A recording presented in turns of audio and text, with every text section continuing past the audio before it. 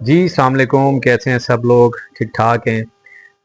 तो आज हम चैप्टर करने लगे हैं सेकंड ईयर का 2.9 डेरिवेटिव्स का। और ये बड़ा इंपॉर्टेंट चैप्टर है और मैंने यूट्यूब पे देखा है कि बहुत मुश्किल तरीके बताए हुए हैं।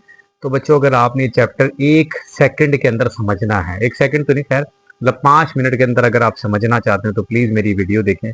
आपको चैप्टर ना समझ आया, मैं जिम्मेदार हूँ। आपने जस्ट मेरे स्टेप्स को फॉलो करना है। आपको ये चैप्टर हलवा लगेगा, टू बी ऑनेस्ट हलवा लगेगा। ओके जी, स्टार्ट करते हैं। तो आपको सबसे पहले ऊपर लिखा हुआ आ रहा होगा नजर क्रिटिकल वैल्यूज। क्रिटिकल वैल्यूज निकालने के लिए मैंने कुछ स्टेप्स लिखे हुए हैं, ये बस आपने स्टेप्स याद रखने हैं। आपका क्वेश्चन नंबर 1 सॉल्व। पहला स्टेप क्या है? आपने पहला डेरिवेटिव निकालना है। जो फंक्शन गिवन होगा उसका पहला डेरिवेटिव निकाल लेना है। मैं भी आपको क्वेश्चन भी करवाऊंगा और इन स्टेप्स को साथ साथ बताता भी जाऊंगा। फिलहाल आपको जस्ट स्टेप रीड आउट कर रहा हूँ। सेकंड स्टेप क्या है? जो आपने फर्स्ट डेरिवेटिव निकाला होगा ना, उसकी जगह, डेरिवेटिव की जगह क्या लिख दोगे? जीरो।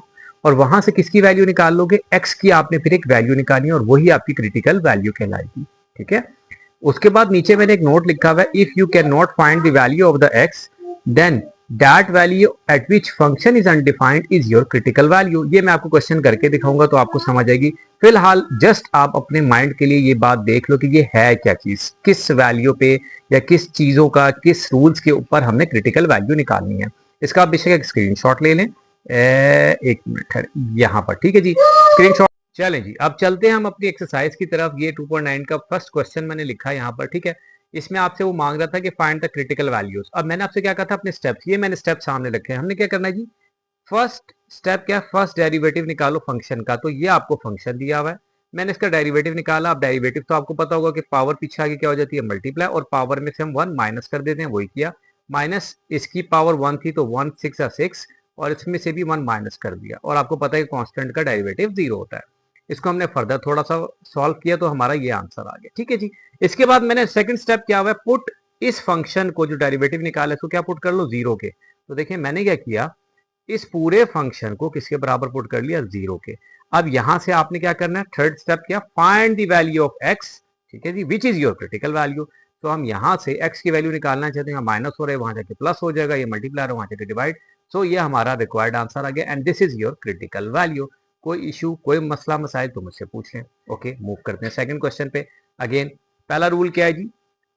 क्रिटिकल वैल्यू निकालने के लिए फर्स्ट डेरिवेटिव निकालने फंक्शन का, वो हमने निकाल लिया। ये देखें, मैंने फंक्शन भी असल में मैंने खुद इसलिए सॉल्व करके रखा है ताकि टाइम ना जाया हो।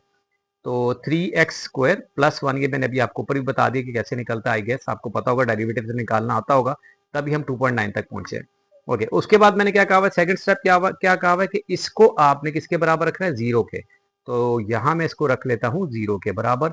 जब 0 के बराबर रखता हूं तो फिर यहां से मैं x की वैल्यू निकालता हूं। ये प्लस हो रहा है, वहां जाके माइनस, और ये x² की वैल्यू आ गई। अब x² है, हमें तो खाली x की वैल्यू चाहिए, तो हम टेकिंग स्क्वायर रूट कर लेते हैं। अब टेकिंग स्क्वायर रूट करते हैं तो हमारा आंसर आ रहा है माइनस के अंदर। तो याद रखिएगा, माइनस में कोई भी चीज आ जाए तो वो क्या कहलाती है? एक इमेजिनरी नंबर। इमेजिनरी नंबर का कोई सोल्यूशन पॉसिबल नहीं होता। ठीक है जी। तो इसका मतलब है आपका कोई क्रिटिकल वैल्यू इसकी नहीं है। ओके जी, इस क्वेश्चन को मैंने जैसे कहा, स्टार्ट करने से पहले मैं आपके साथ कुछ चीज शेयर कर रहा हूँ। ये देखें, ये इसका बेशक आप स्क्रीनशॉट ले लें, ये चीजें बहुत इंपॉर्टेंट है। ठीक है जी। ओके, स्टार्ट करते हैं। देखिए जी, इसका हमने सबसे पहले क्या ले लिया जी? फर्स्ट डेरिवेटिव ले लिया, वो हमारा ये आ गया।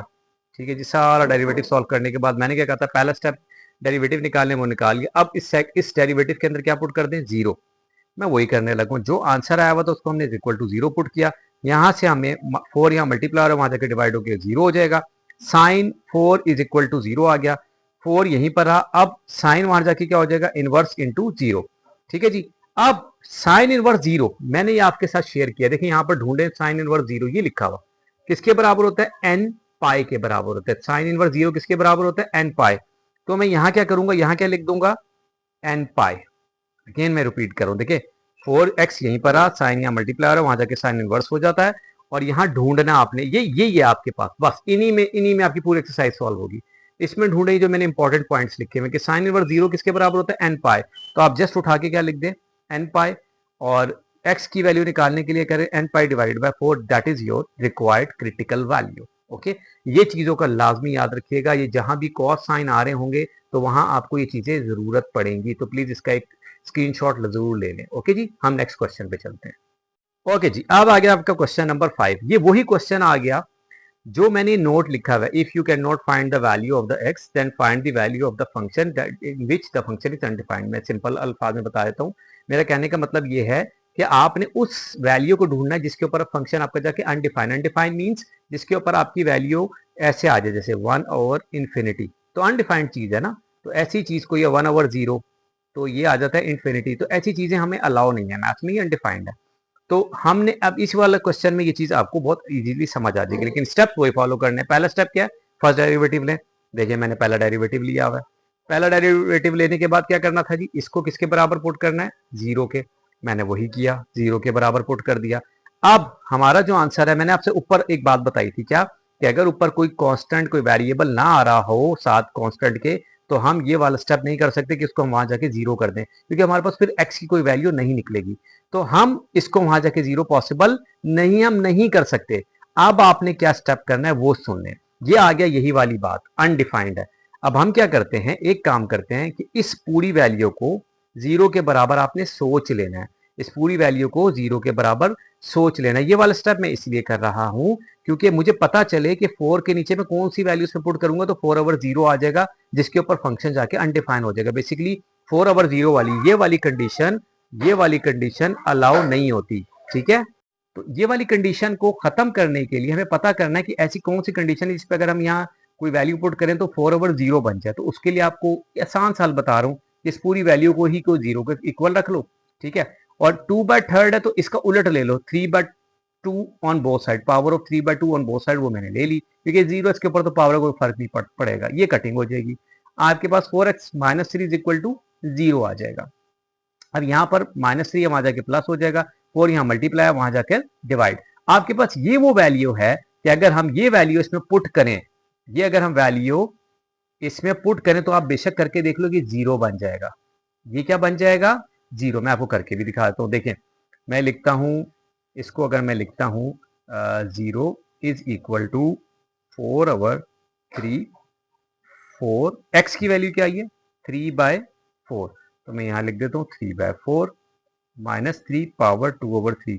देखिए 4 4 से कट गया तो क्या रह गया 3, 3 - 3 क्या हो जाएगा 0, 0 की पावर 0, 0 इंटू मल्टीप्लाई 0, 4/0। तो ये कंडीशन हमें अलाउ नहीं है।